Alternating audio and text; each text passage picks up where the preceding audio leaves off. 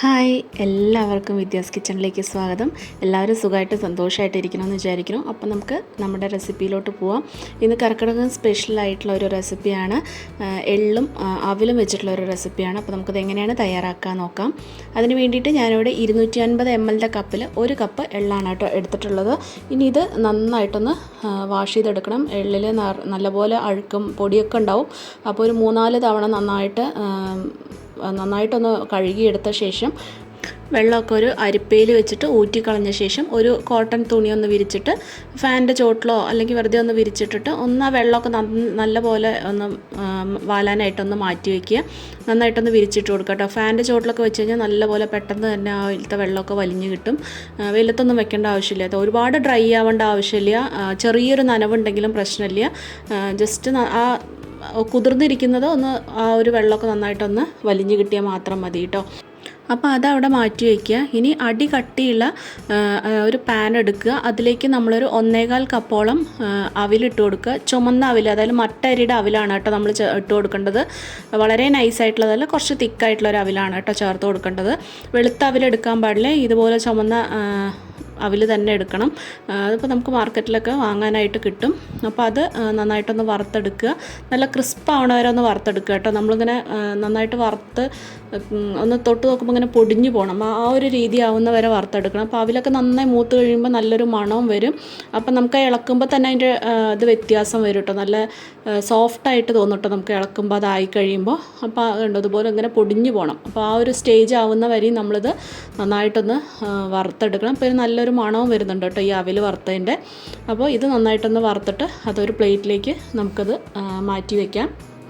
ഇനി നെക്സ്റ്റ് നമുക്ക് വറുക്കേണ്ടത് ഒരു 1/2 കപ്പ് നിലക്കടലയാണ്.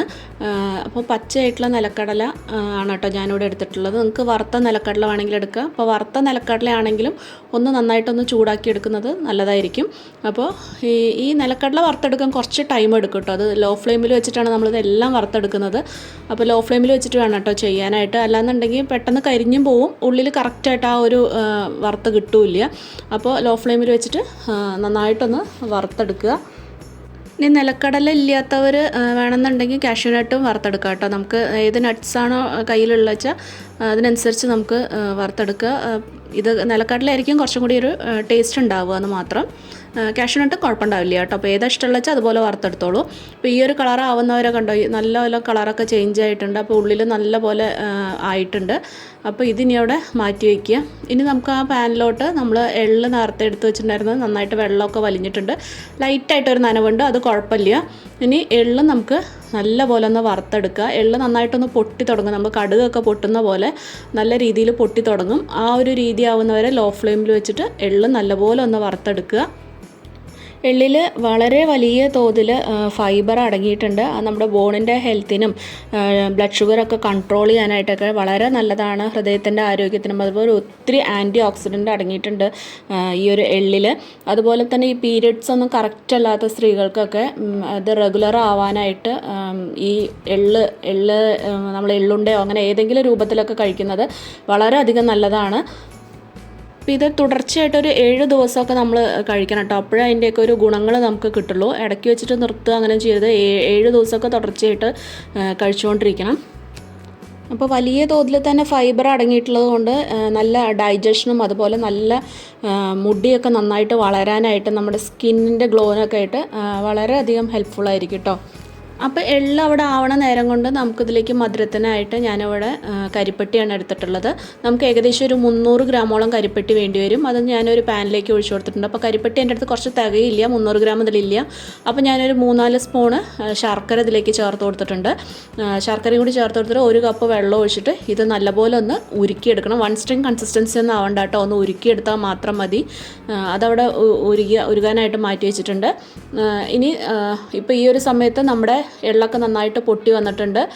ഇനി നമുക്ക് നമ്മുടെ ഈ കരിപ്പെട്ടി അരിച്ചിട്ട് ഇതിലേക്ക് ചേർത്ത് കൊടുക്കുക. അതിൽ നല്ല രീതിയിലുള്ള മണ്ണും പൊടിയൊക്കെ ഉണ്ടാവും. അപ്പോൾ അരിച്ചിട്ട് തന്നെ ചേർത്ത് കൊടുക്കുക. ചൂടുണ്ടെങ്കിലും കുഴപ്പമൊന്നുമില്ല കേട്ടോ. എന്നിട്ട് ഇത് നന്നായിട്ടൊന്ന് ഇളക്കി കൊടുക്കുക. ഈ എള്ള് നന്നായിട്ടൊന്ന് ഇളക്കി കൊടുക്കുക.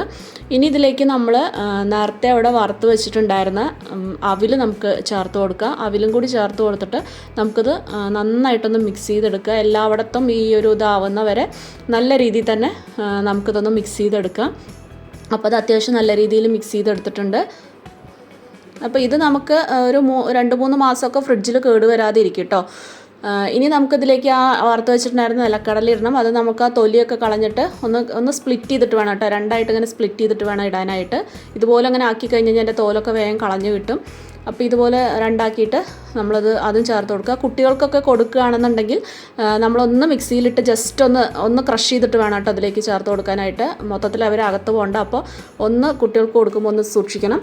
ഇനി ഇതിലേക്ക് ഒരു 1/2 ടീസ്പൂണും കുറച്ച് താഴെയായിട്ട് ചുക്കുപൊടിയും പിന്നെ ഒരു 1/2 ടീസ്പൂണ് ചെറിയ ജീരകം ചതച്ചതും കൂടി നമ്മളിതിലേക്ക് ചേർത്ത് കൊടുക്കുക.